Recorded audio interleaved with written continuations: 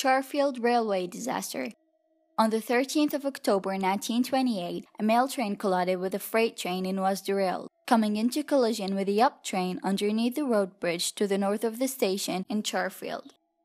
Intense fire made identification of the dead and even a complete body count difficult, but it's believed that 15 people died and a further 23 were injured.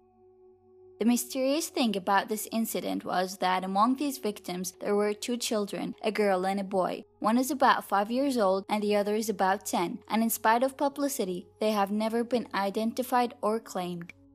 Police officers investigated over the 2 children and took notes from the survivors, who estimated their age and assumed they were siblings. And from 1929 until the late 1950s, a mysterious woman dressed in black used to visit the grave of these 2 children. The only person who saw this mysterious woman is Georg Kloiber, a German prisoner of war, but to this day, nobody has officially claimed the 2 children and they have never been identified. The Cold War Yellow Balloons.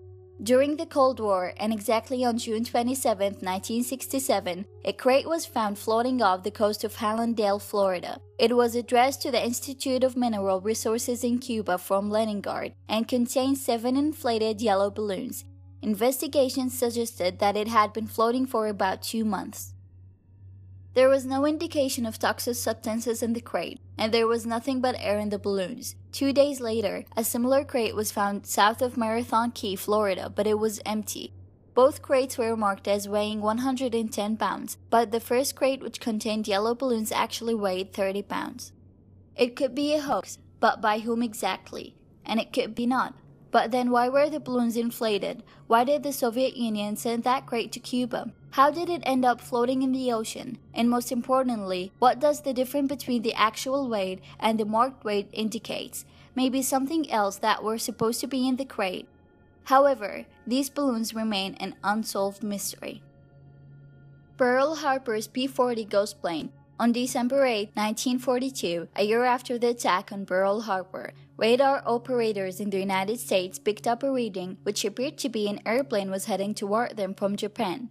Fearing of another attack, 2 fighter planes were sent to intercept it, but they were shocked that the plane was P-40, an American aircraft which used the defense of Pearl Harbor. It had a lot of bullet holes, and its pilot was slumped and covered in blood. Also, the plane had no landing gear. The pilots were shocked to how a plane in this condition could even fly, and after it had crashed to the ground, the rescue crew found no trace of the pilot. They found a diary that indicated the plane was originated from the island from Medinois, 1,300 miles away in the Pacific Ocean. Anyway, how did the pilot survive for a year? How did the plane fly without a landing gear? Where did his body go?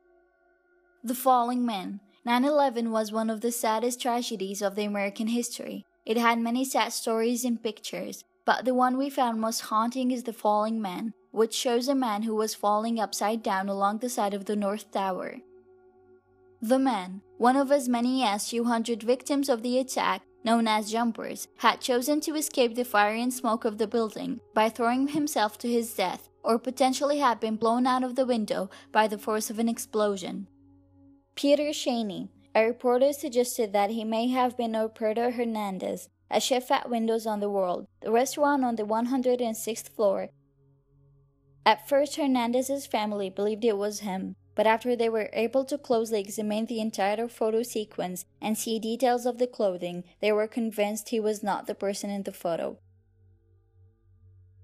Anne Frank. We all know the story of Anne Frank, the most famous Jewish victim of the Holocaust. Her family and another one were forced into hiding in an attic behind a bookcase for almost 2 years, and chronicled this time in her diary, which was later published.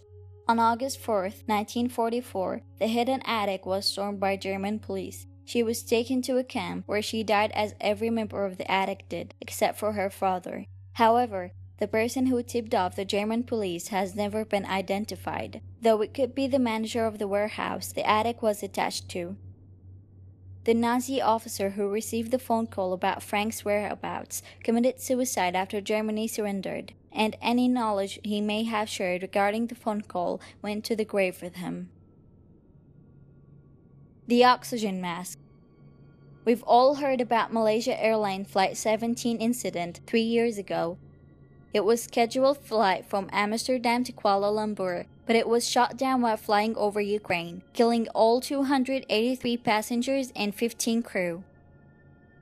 There have been many conspiracy theories about this incident, but apart from that, there is one thing that remains mystery. Even though the deployment of the oxygen mask was prevented by the loss of power, one passenger was found to be wearing the mask, but no DNA or fingerprints analysis could be conducted to explain its presence, and it remains unclear whether the person used the mask himself or that it was done by someone on the ground.